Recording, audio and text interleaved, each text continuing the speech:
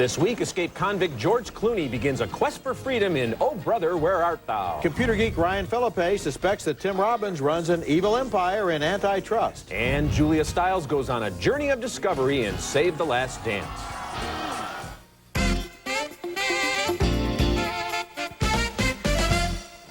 Say, any of you boys, Smithies? Or, if not Smithies per se, were you otherwise trained in the metallurgic arts before straitened circumstances forced you into life aimless wandering? George Clooney is a smooth-talking criminal on the run in the Depression-era South in Oh Brother, Where Art Thou? That's one of 5 new movies we'll review this week. I'm Roger Ebert, film critic for the Chicago Sun-Times. And I'm Richard Roeper, columnist for the Chicago Sun-Times. The title of the new movie from the aggressively quirky Coen brothers is an in-joke from a Preston Sturges film, and the story itself is inspired by Homer's Odyssey. I think it's safe to say these guys are not going to do the sequel to Charlie's Angels. George Clooney plays Ulysses Everett McGill, a handsome rogue who escapes from a chain gang while still tethered to his buddies Pete and Delmar, played by John Turturro and Tim Blake Nelson. They're dumb, dumber, and dumbest. You take off through that bayou. Wait a minute. Who elected you leader of this outfit? Well, Pete, I figured it should be the one with the capacity for abstract thought. But if that ain't the consensus view, then hell, let's put her to a vote. Suits me. I'm voting for yours truly. Well, I'm voting for yours truly, too.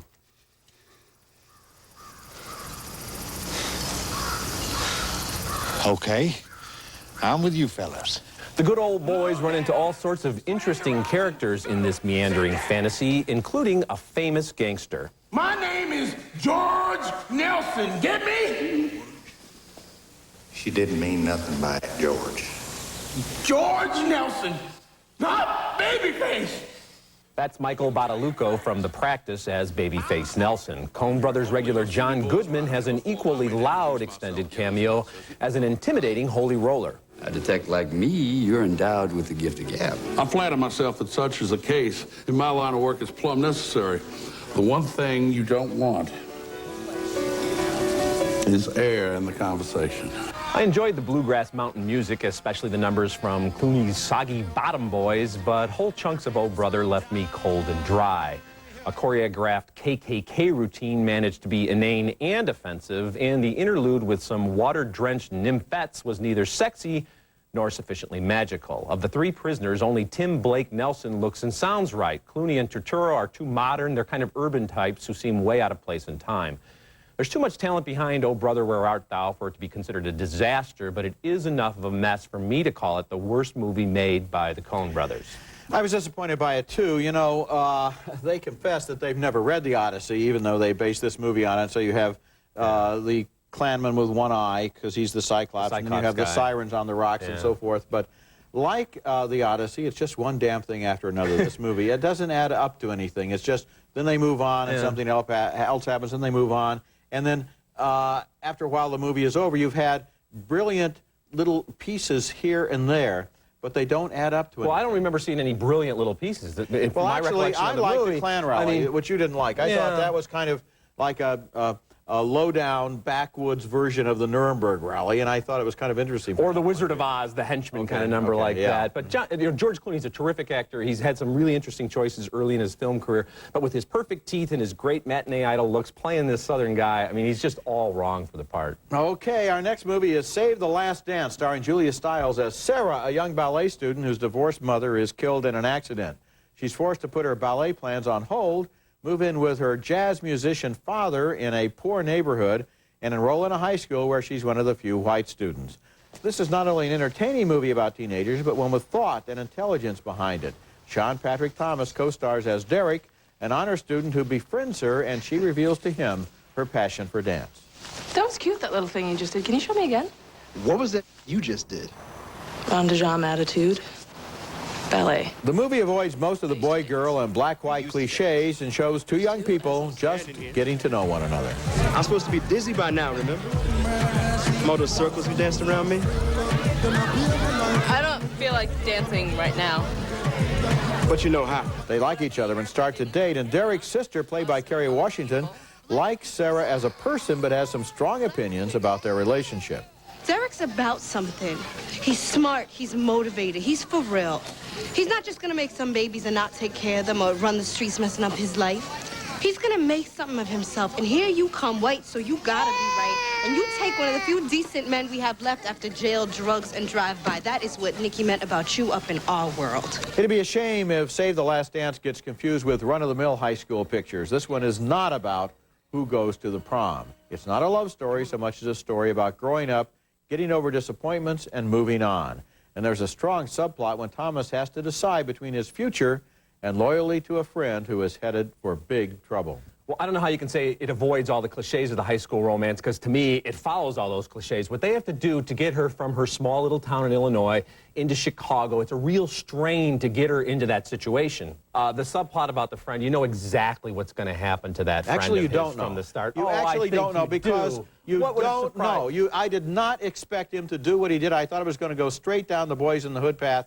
With him getting into big trouble. Well, he does get into big trouble, so I don't know how you can say that he avoids the cliches, because he avoids. Well, the good guy avoids, but you know what's going to happen. That's what I'm talking about. The good guy avoiding it. Okay, the good guy avoids it, but what I said is, you know what's going to happen to the friend of his. You know what's going to happen there. The romance between the two of them starts like every high school romance. Well, actually, you don't know what's going to happen to the friend of his, because what happens to the friend of his is not what I expected. Well, it's what I expected, and it's, I think, what most people who have seen movies like this will expect. And the romance, she doesn't like him. She thinks he's a smart guy. He doesn't like her. They have a little bit of that dance, and then they end up together. Yeah, look at it this way. One of the best things about the movie was this white girl goes to the black school. Now, in the condescending approach that Hollywood would have taken for the last 20 years, all 900 black students would have been, oh my God, it's a white girl, and they would have been able to think of nothing else. These kids are indifferent. And they that's don't what would care. have happened in real life if a white girl went to an all-black school. I think that people actually today are more or less over that. Yes. I thought this thing was like a Fame, like the musical Fame. It was so unrealistic, the way she was able to just walk through the neighborhood with no problems. And everybody here is a little bit too cheerful for the problems they have in their lives for me.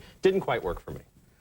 Coming up later in the show, Ryan Phillippe and Tim Robbins face off in AntiTrust. He says that any kid working in his garage can put him out of business. It's almost like they know what every kid's doing.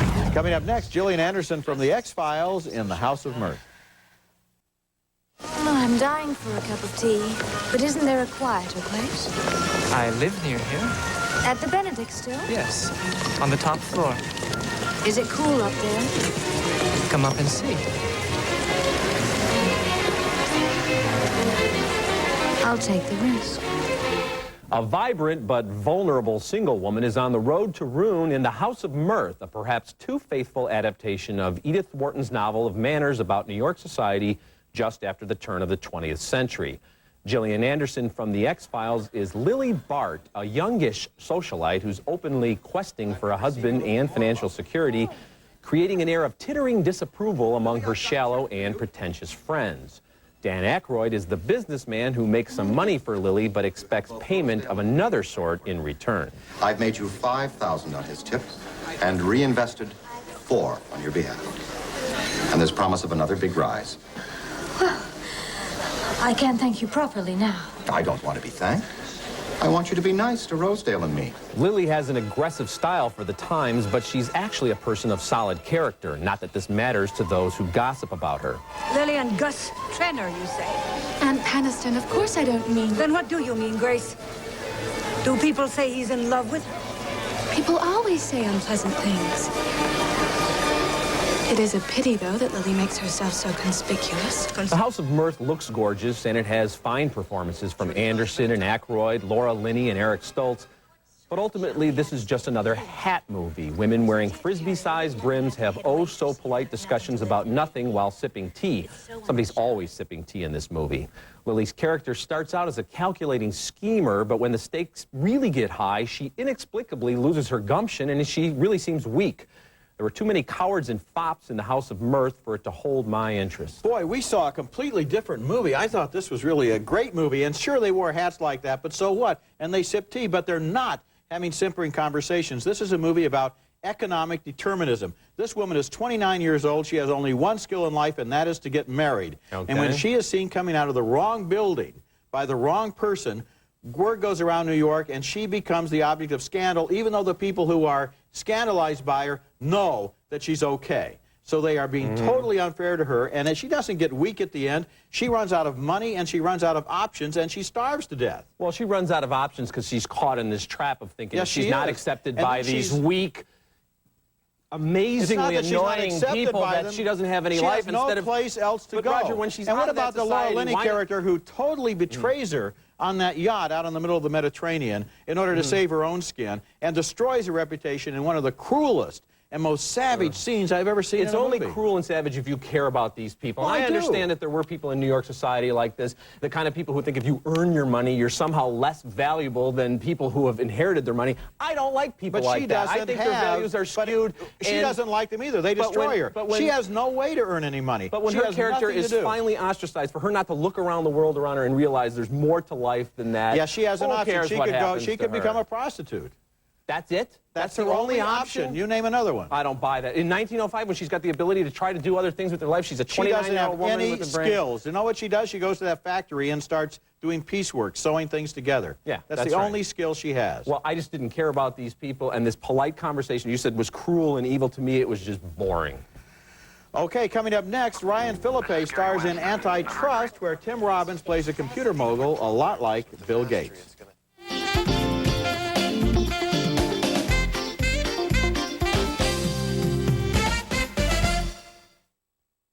The guy knows how to get people's attention. He does, man. Shut up! Hello? Milo?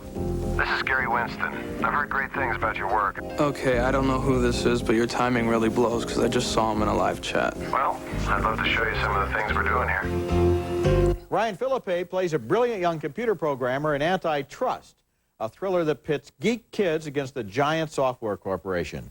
Phillippe and his friends believe in open code, giving software away instead of charging for it. Tim Robbins plays the billionaire software mogul who seems not a million miles different from Bill Gates.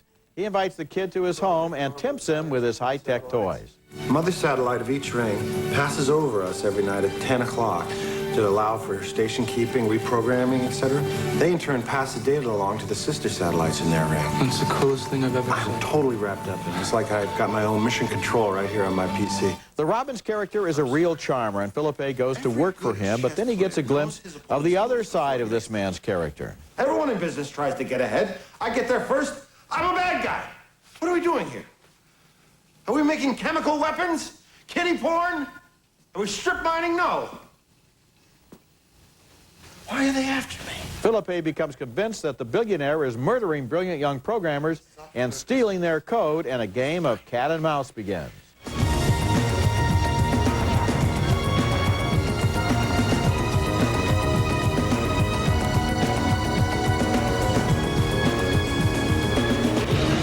AntiTrust uses a lot of computer terms, but it isn't really a very smart movie, not about computers and not about human nature either. But the hints that it's really about Bill Gates are easy titillation, but of course, really pretty unfair to the real Bill Gates.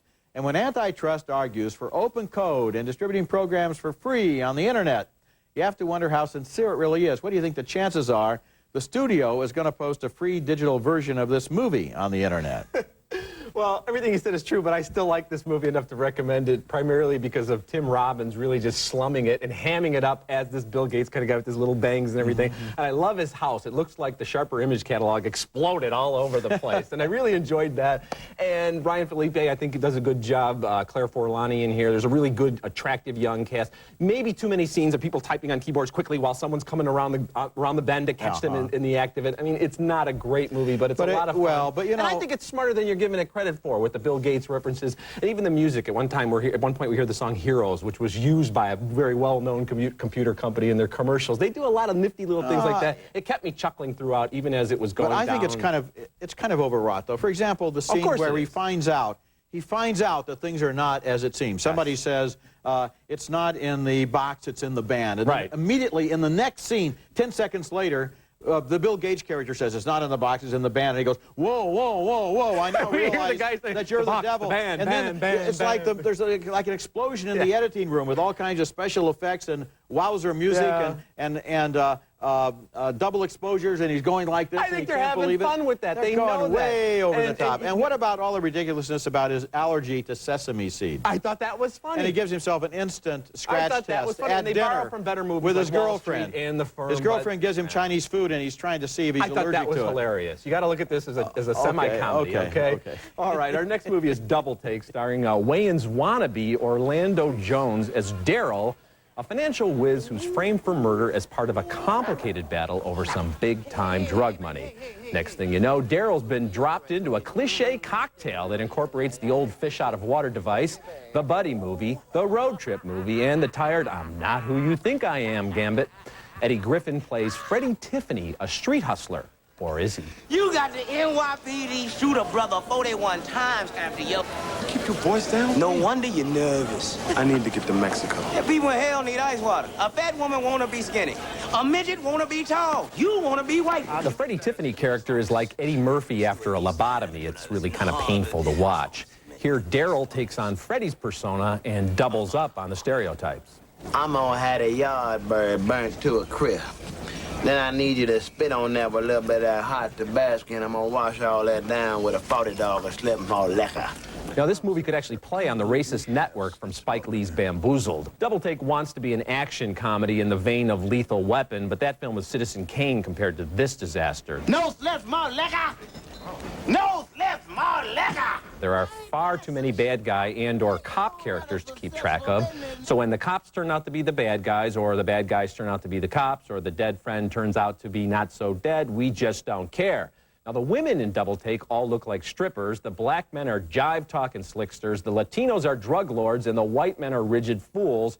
There's something in Double Take to offend just about everyone. You know, I'm going to make a little mental note here that Double Take is already on my list of the worst movies of 2001. This movie is a complete disaster area. And Eddie Griffin, who I'm sure is a very nice guy and maybe even a very talented guy in real life, in this movie, his performance comes across like the fingernails on the blackboard syndrome. I got to the point where I didn't want to see him on the screen again. He was so obnoxious and so tiresome. And the complete movie is a disaster zone. This director, George Gallo, he wrote Midnight Run. He made a nice movie named, a good movie called 29th Street. This is a completely out-to-lunch effort here. Well, you know, this guy Orlando Jones was in The Replacements, which was not a good movie. He was about the 5th lead, and he did a bunch of annoying 7-Up commercials, and someone said, let's put him in a movie, and they got what they deserved. Well, you can't blame him.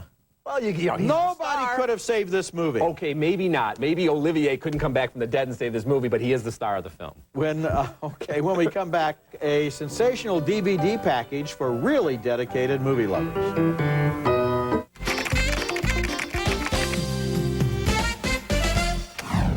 My video pick of the week is one of the most ambitious DVD titles ever issued. A treasure trove of old, obscure, forgotten, rediscovered, and fascinating footage from the first century of film and even earlier, including this rare footage made 107 years ago by Thomas Edison. It's a 4-disc set named Treasures from American Film Archives, and it contains 50 films, including Groucho Marx's home movies,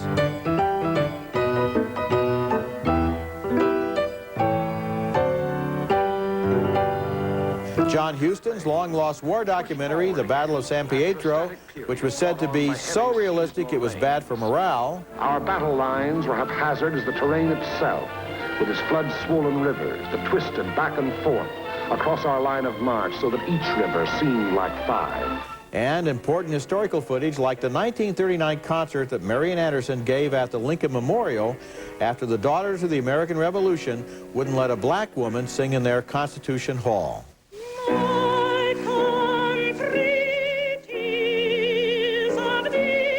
This is the kind of package you can get lost in. It's sponsored by the National Film Preservation Foundation, and some of the footage here would have been lost if it weren't for the foundation. Treasures from American Film Archives is my video pick of the week.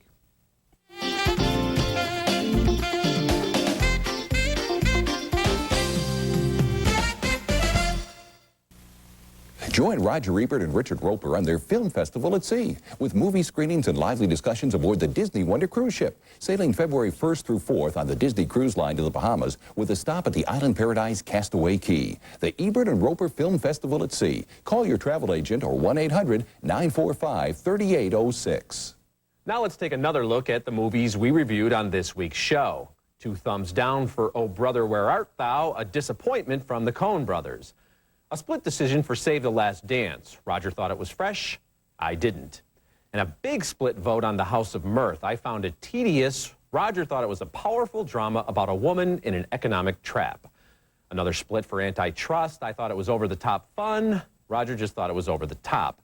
And finally, two thumbs way down for Double Take, an early candidate for Worst Film of the Year. You know, there's a better movie than any of these opening this weekend, nationwide, opening wide, and it's called Traffic from Steven Soderbergh, a terrific movie. Traffic's a very good movie, but you know, House of Mirth and Save the Last Dance, I'm going to put in one more defense for both of them because I think that they are really very good movies. All right. You can learn more about our film festival at sea at our website, Ebert-Roeper-movies.com, where you can also hear our reviews, and you can read our reviews at suntimes.com, especially my House of Mirth review. Next week, more new movies, including the caper comedy Snatch, starring Brad Pitt and directed by Guy Ritchie, Madonna's new husband. Also, The Pledge, directed by Sean Penn, Madonna's former husband, and starring Jack Nicholson and Robin Wright Penn. That's next week, and until then, the balcony is closed.